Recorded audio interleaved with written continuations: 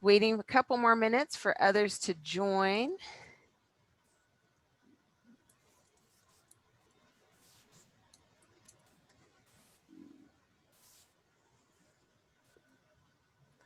Jose, would you like to share what tenants union you're with? Yeah, I'm with a hopefully slowly forming Connecticut or New Haven-based tenants union. Terrific. So just as people are entering, I'm just kind of asking to people just share a little bit while we wait. So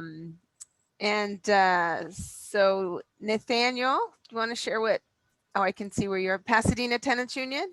Yeah, that's Great. where I am. That's great. Ari, you were the first one to join. You want to share with others where you're from? Providence, Rhode Island. From Providence, Rhode Island, and yeah, we've got started the tenants union in February, but there's a more established one in one particular neighborhood that's been around for 10, 20 years as well. Okay. I'm not sure if those people are represented at the conference right now, but yeah.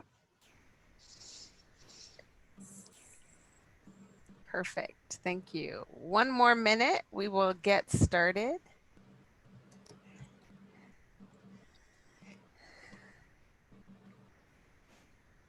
Knox, would you like to share with what tenant union you're coming from today? I don't have one yet. I'm okay. looking into starting one. But how about city? What city are you with? Auburn, Alabama. All right. So far we have Providence, Oakland, North Carolina, South Dakota, Brooklyn, San Francisco, Connecticut, and Alabama, and of course, Los Angeles represented today. Is there any other city or tenant union? Oh, Pasadena, I might have forgotten. That would just like to do a shout out. LA. LA. Oh, Philly. Yes, Philly. Yes. Sorry about that. Philadelphia, welcome. All right, thank you. We have a good perspective. So I think we're going to get started. Just everyone knows we are recording this just for educational purposes to be able to use that. Is that, Rose, will people have access to this later? I wasn't sure on that. Yeah, everything that's recorded, we're going to put on YouTube probably or something. Okay, great. So people know that they will have access to this. I know that some of you have other members from your tenant unions joining other workshops. So at least giving access, and you guys can be able to compare notes, use this in some of your organizing efforts and kind of share information and use this as also an educational tool, hopefully. You are all here for debt. We're talking about debt today, so rent debt specifically. So just to make sure everybody is in the right workshop. My name is Elizabeth Blaney, and I am with Unión de Vecinos, the East Side chapter of the LA Tenants Union. We have been around since 1996. We were formed by public housing residents when President Clinton, with all of his wisdom, and Congress decided they wanted to eliminate 100,000 units of public housing across the country. And Los Angeles has, at that time, 15 developments, and Pico Liso was one of the first ones on the chopping block. Pico Liso had 1,300 families. It was the largest concentration of public housing west of the Mississippi. And when the tenants got their flyer to move out in 30 days, they organized, they showed up to a meeting, said they were not going to go, and Unión de Vecinos was formed. We were not able to stop the demolition, but we were able to get a guarantee for residents to stay on site. They did it in phases and get a new home out of the development. From there, we moved into other parts of East LA and really we formed neighborhood committees or building committees around various issues identified by the members. because we are really more about the tenant, not just about a housing. We're not a housing movement, but a tenant movement, and that's everything connected to that. So we have worked on immigrant rights issues and violence prevention and air quality and water quality, a range of issues over the years. And we have fished, but housing was always something that was in common amongst all of our committees. So we formed the first East Side Tenant Union in 2004, and then in 2015 worked with many other tenants to launch the Los Angeles Tenants Union in July of 2015.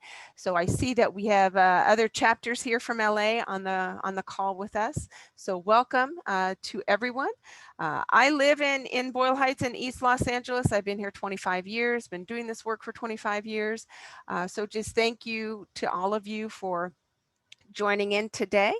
I wanted to see if people could just put in the chat real briefly, just we'll take a minute to share what is your expectations? What do you want to come out of the next hour we have together knowing, so, or learning or sharing? So if people could write that down in the chat, that would be helpful.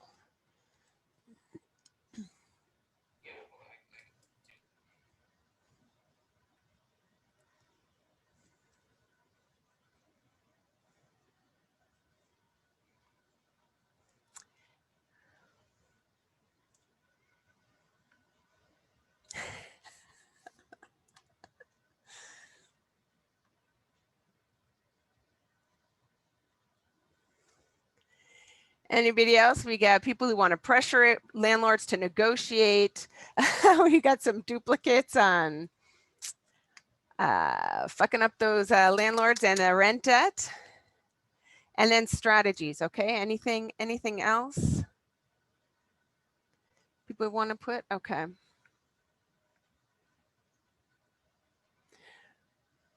So it seems like negotiations, strategies around negotiations, getting them to the table, and even getting some of that rent debt canceled are kind of things people want to talk about. I apologize, I forgot. ¿Hay alguien aquí que solamente habla español y necesita interpretación? Nomás just dime verbalmente. Just checking to see if there's any monolingual Spanish speakers who need translation. No hay nadie, todos estamos bien. Okay. All right, great. So so just to kind of give a little bit about how we're gonna spend the next hour is I'm gonna break out into small groups first, just to kind of get people talking a little bit about rent and introducing yourselves for about 10 minutes or so. Then we'll come back and do some group sharing. And then we'll talk about the debt. What is it? What do people think about it? What are you feeling about it? Who's got it? Then we will talk a little bit about the negotiation process and kind of what that looks like, and share experiences around that, talk about strategies that have worked for here in Los Angeles, and then definitely want to hear from others of you of what other strategies you have been having around negotiating and getting around canceling the debt, as well as most of our focus is on organizing strategies that are around that. And then we'll just kind of close out with a couple other questions. So that's kind of the plan for the next hour. So I'm going to put in the chat a few questions to, if you could, when I break you into groups, if you guys could share this, apart from naming who you are, what city, what tenant union, talk a little bit about how long you've been a tenant, share something about yourself. And then if you were given $20,000, what would you do with it and why? So share that in your groups. And then we'll come back, and then each group will share what is it that they're going to do with that $20,000 that you are going to get. Okay, so here we go.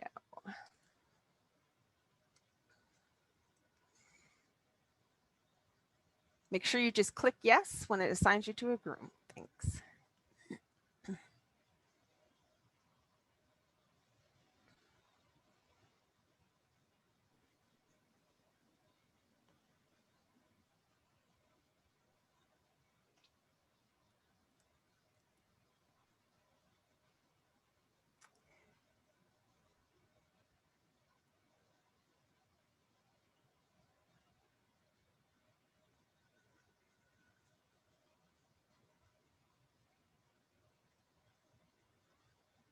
Charlie and Gwen, did a pop-up box come up for you for your room?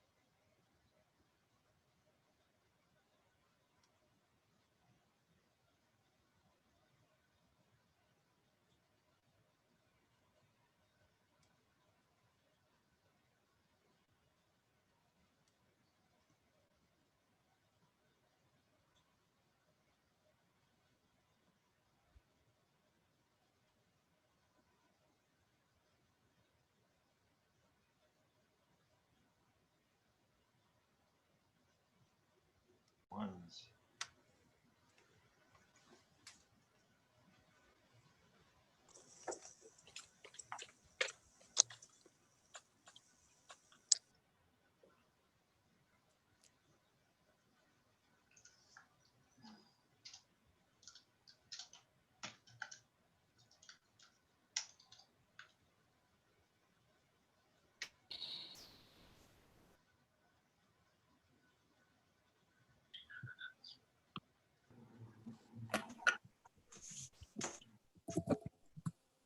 All right, I think we got everybody back now. So Can somebody share not what they want to do with their 20,000, but what somebody in their group wanted to do with their 20,000 and why? Who'd like to do that? Who'd like to volunteer for that? Elliot. We'll go with Elliot and then Pamela. So there was a great suggestion in our breakout group that you use the $20,000 to buy a politician and and then, you know, just use them as your conduit to like make tenant rights and housing for all, you know. So that's one thing. Okay, Pamela. Okay, one of our people said she would like to take the money and use it for those that are on hard times because of COVID, as far as food and supplies and medical things, to help them out because everyone is struggling so much. Great. Okay, somebody else want to share what one of their partners in their group said about spending the 20,000? I think something that I noticed was, you know, other than like altruistic reasons, everyone pretty much said debt, some sort of debt. You know, pay off my loan, my car, my whatever. So a lot of that. So when you were talking, Charlie, in your group, was it other kind of debt or rent debt? Where was the focus on that particular part of debt payoff? You know, I was like, for half of it, I didn't pay too close attention. I was like getting in my car, but Okay. I believe so. Yeah, it was all sorts of debt. I think like someone All said, kinds of debt. you know, student debt. I think someone said their car, but yeah. And Yeah. medical debt, Will is also saying here. Okay, thank you. Somebody else want to share? Our group had some consensus around tenants unions using the money to do better and more in-depth outreach. And in particular, one person really wanted to have money to do a labor union style membership packet with a folder that could help people keep track of all of the paperwork that we all need to keep track of as tenants. Great. We also hear in the chat saying that to support the 100 members in their tenant union with mutual aid so they could do more actions. Great. Anybody else want to share what they would do with that?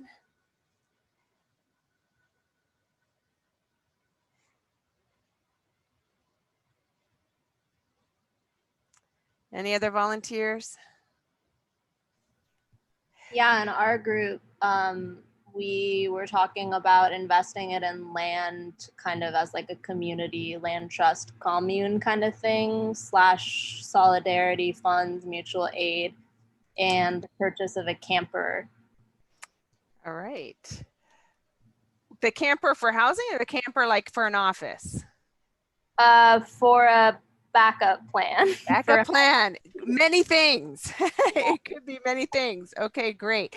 So I put here in the chat, if everyone could go on it, it's just a quick poll to get a sense of how much rent debt we have collectively in this room.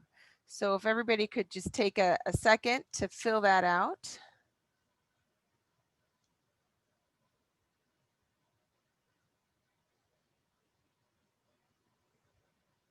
You want us to put it in the chat?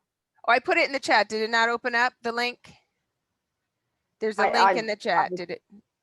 Yeah. Did everybody get it? Did it open up or did it not open up for people? It should take you to a poll. It should be a poll and then you answer the question on the poll. Okay.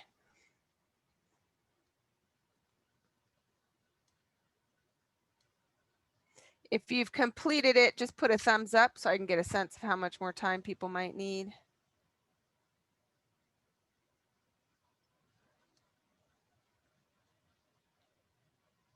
Okay.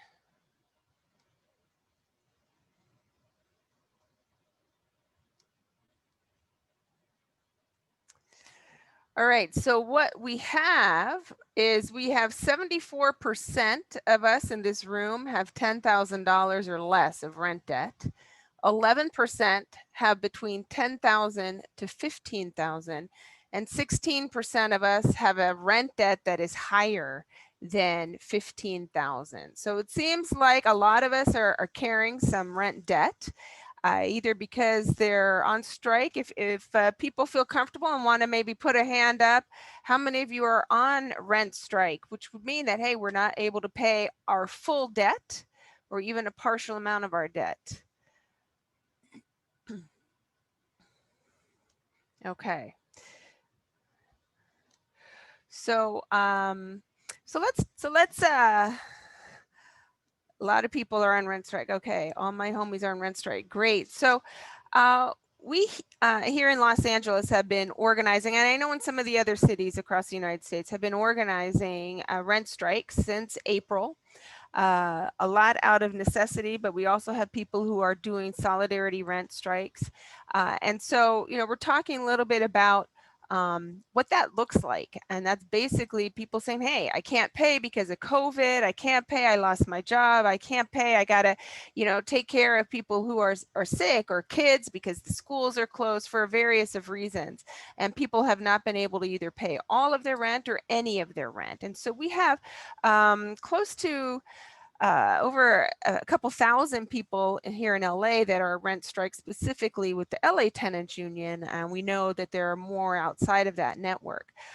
So let's talk a little bit about that. So let me share my screen here.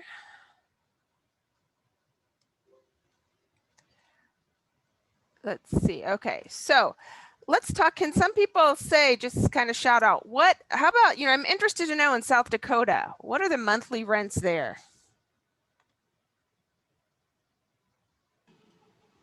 Rents here are around $1,000 a month. What do you get for that? 1 2-bedroom studio? Old FEMA trailers. Okay. It's pretty bad. All right, a FEMA trailer Yep. for $1,000. Okay. Yep. Small apartments. Okay. How about in Connecticut? What's rent look like there?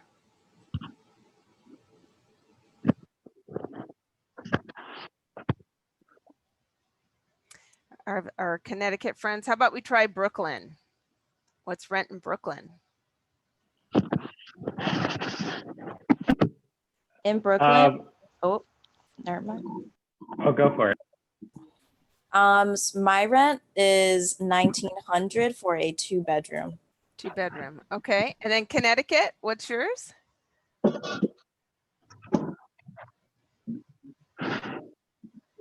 Did you want to add? Okay. How about Alabama? What does rent look like in Alabama? So $350 for a Oh, I'm not on a call. like It's just like for a small 1-room apartment. It's one of the few I could find that was that cheap. Most of them are a lot more expensive. Okay, $350. I see here we have 1,300 going in the chat, and then 18. We have 1875 as well. For Providence, 1873. Wow. How about those of us in LA? Nadia, Charlie, you want to share some rents in your area? Yeah, I think right now the standard rent is very much you're not gonna find anything under $1,000, not even a studio. And I think you know, 1-bedrooms are easily I think the price now is at least $1K per bedroom. So a 3-bedroom is $3K, 4-bedroom $4K, and that's like the floor. And like, you know, wealthier, nicer areas, that's good. The price is gonna be even higher. Okay. I live in Echo Park. Mhm. I live right down the street from Dodger Stadium. Yes. And my neighbors pay $2,000 a month for a 1-bedroom. Okay. And Nadia, I think you wanted to share? Just wanted to share that I'm currently paying $2K for a 2-bedroom in Boyle Heights. Great. And I can see in the chat, so, you know, 1,500 here in Sacramento, Will, thanks for 1,100. So we can kind of get a sense of where things are at. Ooh, 700 for a 2-bedroom in Bakersfield. Wow. That was a long time ago since we've seen that here in LA. So, so yeah, so it's good to kind of really get a sense of what things are like across the country. You know, specifically, I wanted to kind of highlight an example in one of the buildings that I've been working with. You know, Anna, she pays $2,200 a month in rent for her and her husband, a 2-bedroom. She has 2 kids. Both of them lost their jobs as a result of COVID, and they have been on strike since April, and they're continuing the strike. Here in California, we got a law passed that basically says that people can start paying their full rent on February 1st. And if you don't pay your full rent from April to then, for a majority of it, you can't be evicted. As long as you paid a certain portion, you could still go through eviction process. So that's what the 4 months represents, is that this particular family is going to continue striking until January 31st at least. So, you know, what's the amount of that rent debt that they're going to have? It's $22,000 just for that family who has been out of work. They since have gotten their job back, but it's off and on, lower hours, lower wages. It's been very precarious. There's 10 units in that building. All of them are paying about the same amount. And so, you know, for all of them to go on strike, that's, you know, $220,000 just for that one particular building of debt that the building is carrying, and then this particular family. So it's, you know, it's very, so, you know, what are some of the reactions that we are seeing, you know, with that? This is more for California. Again, we're going back to February 1st. We got to pay the full amount or we can be evicted with that. So, you know, what are some of the reactions that we're seeing with carrying this $22,000 debt? And for those of you who mentioned in the poll that you've got some kind of rent debt, what are reactions that we're seeing from that? People want to share?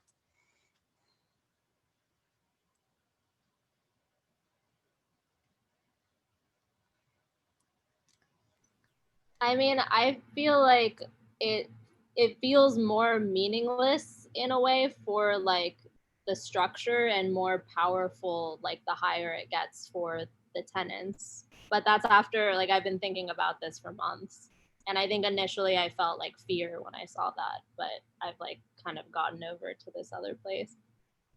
I think that's a great point that you mentioned. The first thing that we're hearing about is fear, especially, you know, towards the end of the summer, August. It was like, oh my God, I can't carry this. It was one thing to carry, you know, $2,200 for a couple months. It's another thing when you're getting up into these double-digit numbers. So we have seen some tenants just flee, just leave. They're like, I can't take the stress. I'm just going to get out. I'm going to move. I'm going to move to the outskirts of the city. I'm going to move in with family, cram in, save up, hopefully find something else. What's kind of the problem with that kind of strategy of kind of taking on that burden, feeling the shame, the guilt of it, and then self-evicting?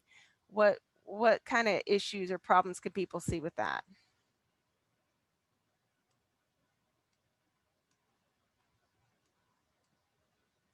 Anybody have just some ideas around that? Maybe in some of your own cities, displacement, gentrification, you'll always be on the run.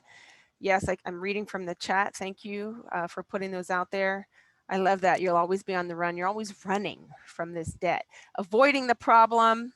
It doesn't challenge the system. Thanks, Ari, for sharing that comment. Definitely. And what's the biggest one? Won't be able to collectively fight. That's right. You're giving up your right as a tenant. How easy is it going to be able to find a home?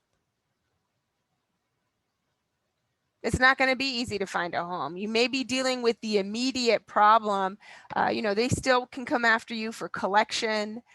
You can get blacklisted, as Sarah is pointing out in the chat, that when 6 months time, when you're tired of living back home with your parents or your brother or sister or family or friend, and everybody's crammed in some space and you want to get out, the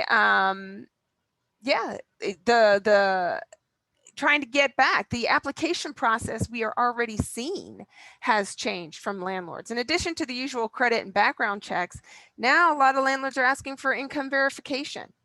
They want to see that you really got a stable job and how long have you had that job. They want to find out if you had paid back rent or not. And so it's already to get back into a home is going to be very challenging. So a lot of what we're really trying to do as we're talking to tenants is say, stay. You have a place now. We know the rent is a burden. You know, we have some tenants who actually are still in rent control and have been there 10 or 15 years. So their rent is actually around $800 for a 1-bedroom or $900 for $950 for a 2-bedroom. So they're never going to find that again. So yes, you haven't been able to pay that, but you're definitely not going to be able to pay more. So really sitting down and having these one-on-one conversations with tenants to help them address their fear, to talk it out, to work it out, to give them some tools around, hey, it's better for you to stay and fight because the alternative, the being on the run, as one of you all had said, is worse than the condition that you're currently in right now. And so, you know, that's basically kind of what it means for the tenant. But on the flip side, the other kind of conversation that we're really trying to get people to have is that debt is power. It is not something you should be ashamed of. And a lot of us feel that way. That's how we're trained to think.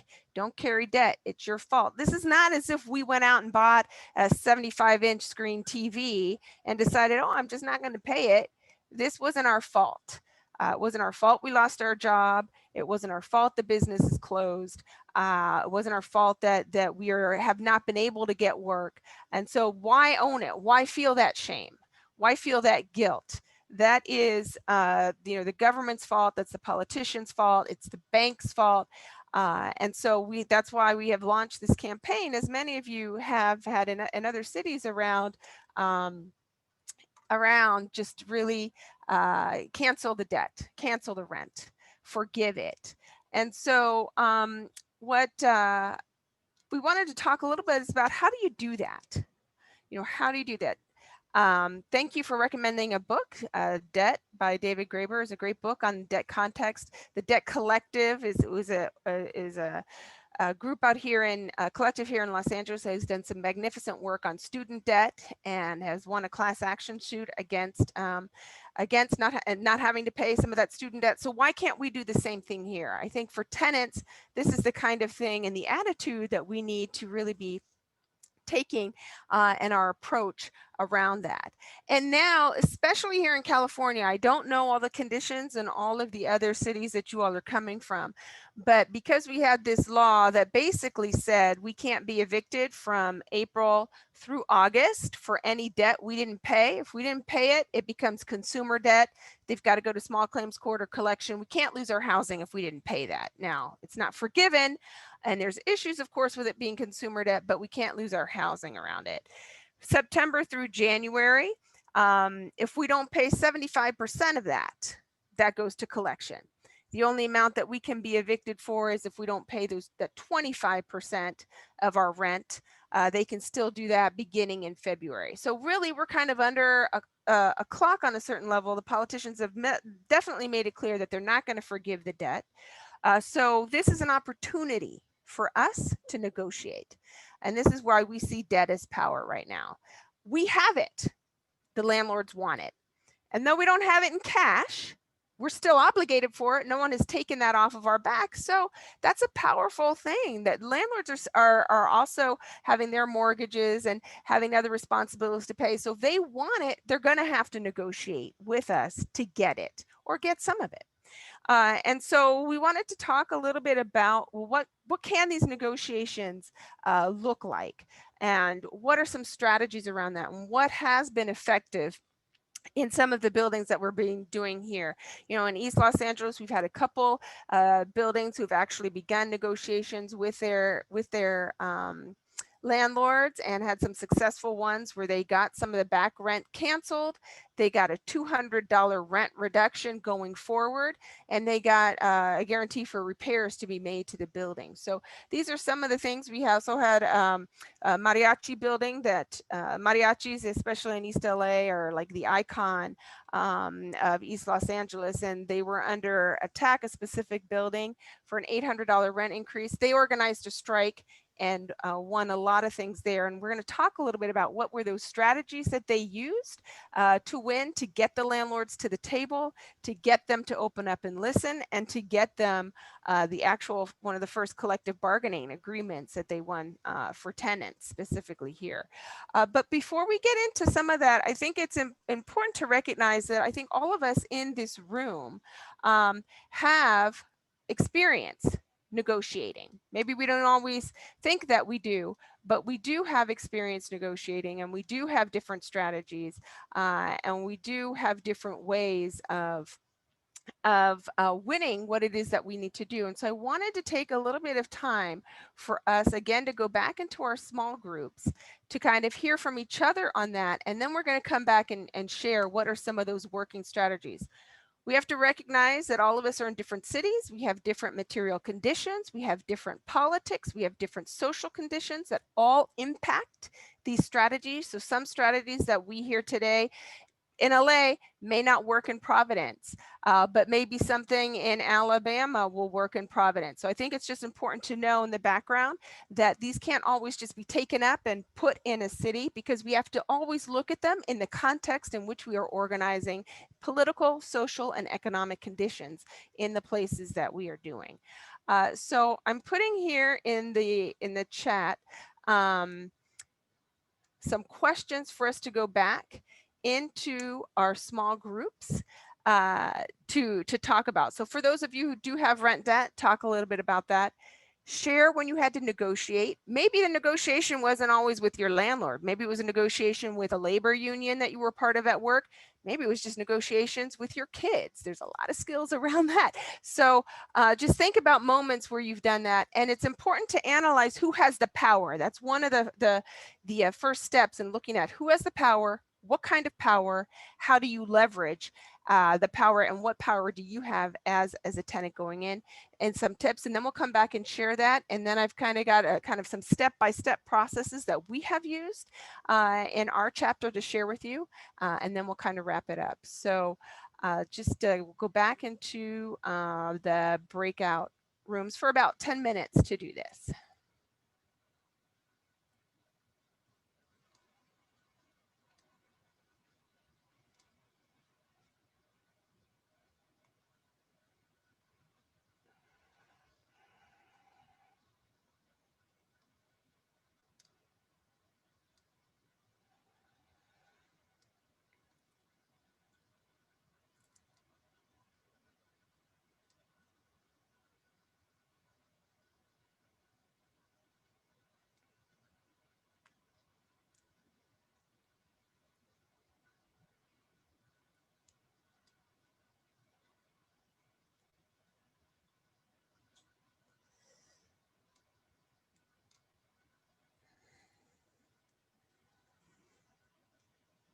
Cece, are you able to click on yours? Did the room come up for you?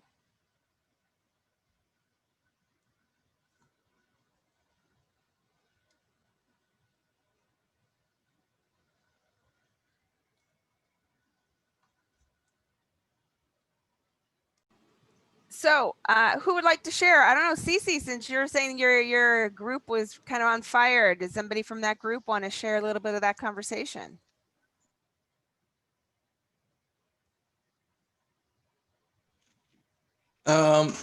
It might have been for a different reason that it was getting pretty fiery. Okay.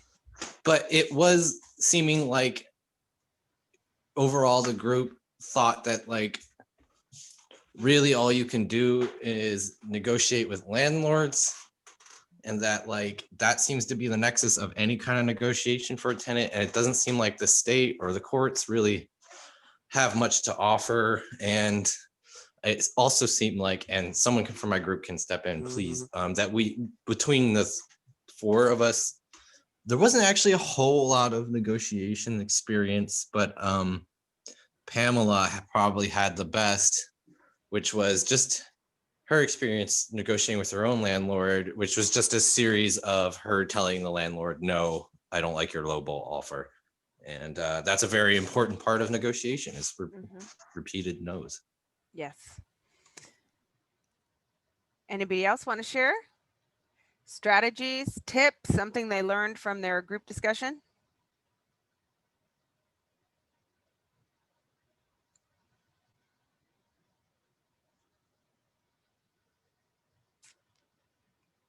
Nothing? Nobody learned a strategy in the group discussion. Basic tips for when you're negotiating with a landlord or a property company. Just document everything that's going on. Document everything that's wrong with your unit to strengthen your argument.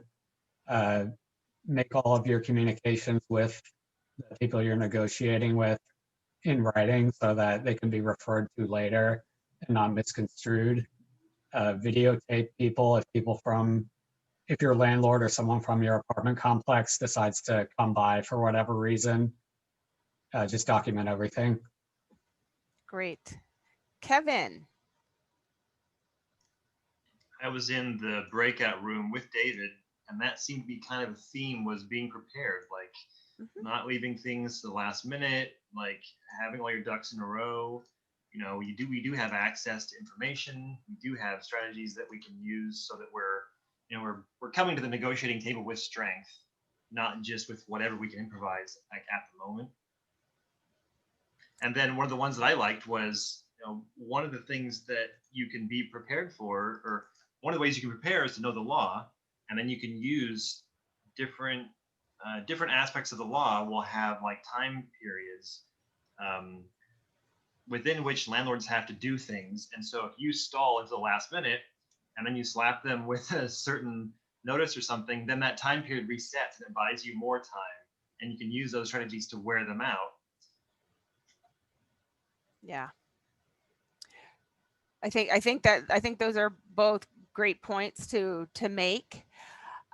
So talking from some of the experiences here in LA, I don't know if you're able to, are you able even to see this that well? Let me put this here. So can you see it pretty well, the background, or no, not so much? Okay, so basically, unity. I cannot emphasize the first 2 points of this more than enough. You're not going to win anything if you're, or that much. You may win something if you're going to be just negotiating as an individual, but in all of the buildings that I have worked in, it has always been when you have more of you working together, you get way more than you ever do as an individual. And I know that we kind of know this, but do you know this? I mean, it's like I've seen people say it and then go off and try and negotiate something on their own. And it's like, what are you doing? Why are you leaving the group? You're one of the ones who've been saying we need to do this collectively. So you have to build unity. It doesn't just happen. People are very excited in the beginning. People are all, yes, this is what we want. We're going to push back on the landlord. There is no other option because we don't have the money. We have to, really negotiate something. I'm down. But then a lot of times we find that this is the first time that tenants are really talking to each other in a building. You may know a couple people, but do you know everybody in your building? I mean, do you know them beyond the hi, how are you, have a nice day? A lot of tenants don't. And it's not until there's a crisis or something going on in the building. And I have heard this every single building I've organized in. I didn't know you. I've been here 10 years. You've been here 10 years and I didn't know you until now going through this process.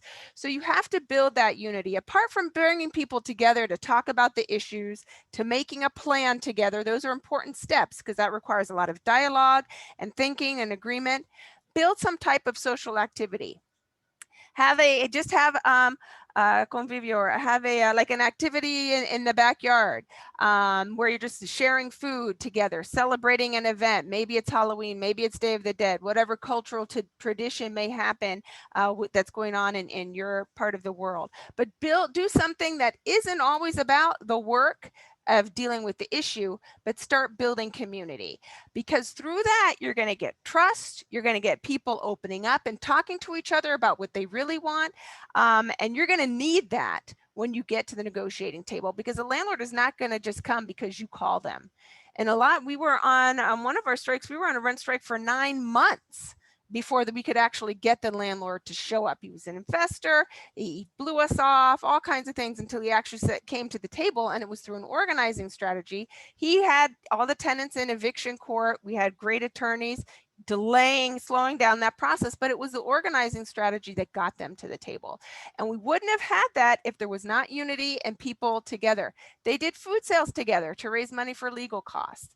They went on like kind of speaking engagements with other parts of the neighborhood to build alliances and relationships and support from other chapters and from organizations within their neighborhood. They identified what churches can support us, what nonprofits could support us, what other kind of groups can really support us. So building that network, building that unity is very important. The next thing that is equally important is community agreements, and you have got to do this at the beginning when you first start out, because it's harder to do later. As you're going through this, people are going to be stressed, nervous. I'm sorry, but a lot of the husbands in the group put pressure on their wives, who are the ones who are coming to the meetings, to get out. I don't want problems. Why do you keep going to those meetings? All of these things start to wear tenants down as they go through this process, because it is a long process. And so you have to start talking about those collective community agreements. And this is not, I'm not just referring to step up, step back, and some of the language justice principles, which are both very important. This is more about, what if there's conflict? What if a tenant in the group of 15 tenants in the building actually wants to bail, not be on the strike, turn over the keys? That can hurt the group. What are we going to do in those situations? You need to lay that out at the beginning of that, because we did have that happen. In one of our buildings, there were 2 tenants. One of them applied to affordable housing development. They were going to have to pay $400 rent a month. Where they were at now, they were paying $1,200. So clearly that was a better economic situation. And instead of just sneaking off and going out and saying, see ya, because those relationships building, that time had been spent, she came to the group and said, this is my situation. I'm also having health issues. I can't take this anymore. And she turned the keys over to the group. I'm leaving, but I'm not going to give my keys to the landlord to control the unit. I'm giving the keys to you to control the unit. And we had food sales out of that unit, and we did meetings out of that unit. And another tenant did the same thing, but it was because we had those community agreements set up that said that people committed that if we have doubts, bring them to the group first. We're not going to judge you.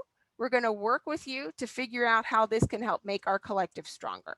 And it did. You know, he didn't get those 2 units, and they would come to actions every now and then, but they turned the keys over. So having these kind of agreements, another agreement that we had in place because we had attorneys, is if you go off and you make your own individual agreement, you will lose legal representation. The legal representation that the attorneys that we worked very closely with said that the group decides, and whatever decisions will be made to make sure the group benefits and not some individual relocation or negotiation or settlement offer. And they would lose their representation, and they'd have to fight their eviction case in court.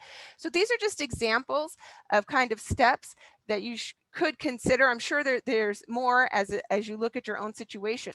But building that strength, if you don't do that in the beginning, at the end, when you finally get that landlord to the table and you're sitting down there and some people like the offer and others don't, that's when things start to crumble. And that's when you can go back to that community agreement to hold people accountable so that everything benefits there.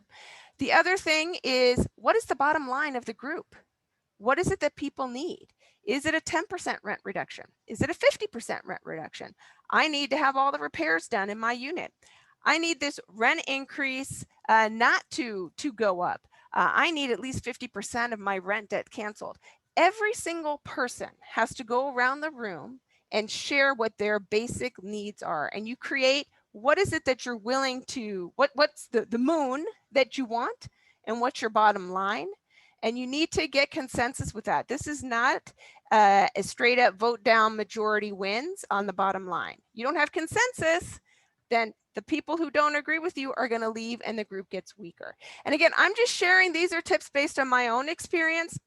Others can disagree. Others may have had some other more successful strategies, but just in buildings where we've had these kind of more firm, organized, collective building is where we've been more successful. So be clear on the bottom line on what the group wants. It relieves the stress.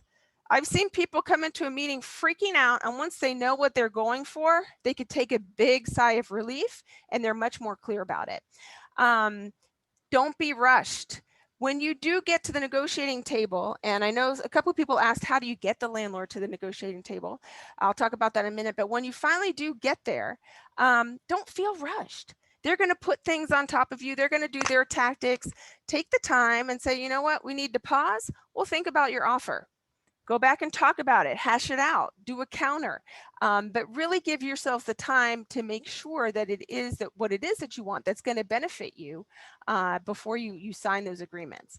When we, with a couple of the buildings, the landlords, of course, they don't feel like they have to listen to the tenants. So we have done multiple different types of campaigns. All organizing campaigns were the ones that were successful. Shame campaigns, going up to, we've gone to the landlord's house. He lived in Beverly Hills, and we had people protesting at his house in Beverly Hills, and Beverly Hills were like, what the fuck, why are people here in my neighborhood? Nobody comes to our neighborhood. Protests happen downtown. Protests happen in low-income neighborhoods. And so really showing up at their homes, for a lot of folks, that was scary for them. And we had other organizations work with us, you know, shout out to the DSA who then came in, and, you know, most of the neighborhoods that I organize in are primarily Latino. And for DSA, you had folks there who were all white in Beverly Hills, all white, protesting this guy, and it completely changed the dynamic. And at the end of the day, it was that fear of somebody being constantly out in front of his office that brought him to the table, as well as the shame of calling him out. So that may not work for some landlords. Other landlords, they're like, the harder you push, the more adamant and the heels they dig in. You got to find that weak spot. You got to do your research. You got to go look at the addresses. You got to find underneath these LLCs. Go visit those addresses, find out where they go to church, really expose them and their weakness, and that kind of pressure will bring them to the table. I have a question in the chat around, does negotiation need to be in person? Oh my God, yes. Yes, it does. Now with COVID, it still needs to be face-to-face. Then you document, like some of you mentioned earlier in your conversation, then yes, you have to document everything, the agreements that come out of it, because that's where they try to wiggle around and backtrack. But being done in person is more effective because they now see your face, you're a human being telling your story. It adds a whole new dynamic than just to doing it over paper. All of our negotiations were done with the tenants in person. We did not have the attorneys were there present as witness to document any violations of rights, but it was the tenants who were negotiating with the landlord. This wasn't the attorneys going back and forth because we found it more effective and more powerful, and it's more empowering for the tenant to own their cause. Let's see what else we have here in the chat. Great, yes, going to Sunday morning, 7 o'clock in the morning, and bombarding a landlord. That's great. So those were just some of the things that have been effective for us on the east side in Los Angeles. If there are questions about it, please feel free to put it in the chat or raise your hand. I know, I think I'm going over time. So we'll just take 2 more minutes for any kind of questions, and then maybe we can wrap it up, or if somebody wants to share something successful.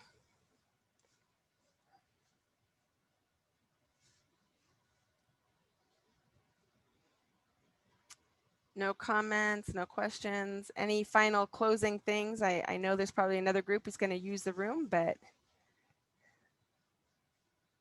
how do we pay a lawyer to represent? So we worked with a couple of attorneys. They provided the services for free. That was part of their mission.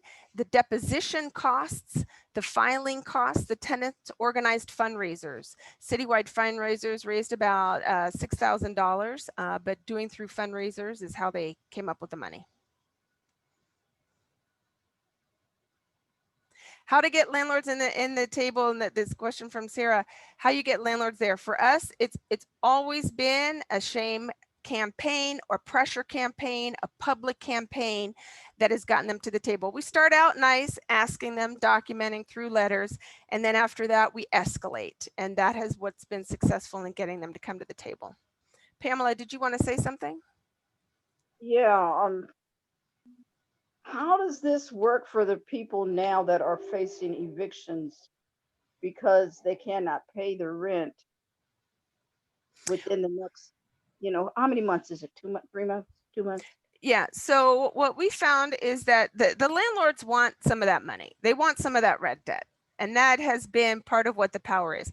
They know that tenants are struggling. And so being able to, where there's been negotiations, like this one building, was talking about, yeah, they had a $20,000 rent debt and he wanted some of it, but he wasn't going to get it. He was going to have to go through small claims. He was going to have to go through collections. It's a long process. He may not get it. It was in his advantage as a landlord to come to the table and say, all right, I'll take 10,000 of it. And over X period of months, and the tenant said, okay, I'll give you 10,000, but you got to drop my rent and you got to do these repairs. And it was that back and forth because the landlord wants that money. That's where we have leverage right now. They want some of the back debt. So that's our leverage in these moments for people who are in the process of eviction. It costs in LA, it costs $10,000 to evict somebody if you take them to trial. And so there's that expense too that landlords don't want to pay. So being able to negotiate that is also a level of power that we have. So I'll take one more question, then I think I have to leave the room for the next session. So yes, we have latenantsunion.org is our website. Our chapters and contact information are there. There's a question about chapters. I think there is a list around maybe if people, if somebody wants to put in their chat any information, like contact information right now, I'll give you guys a chance to do that, to share with each other so you can keep in contact. And thank you. I hope this was useful for you, and thanks for spending your time today.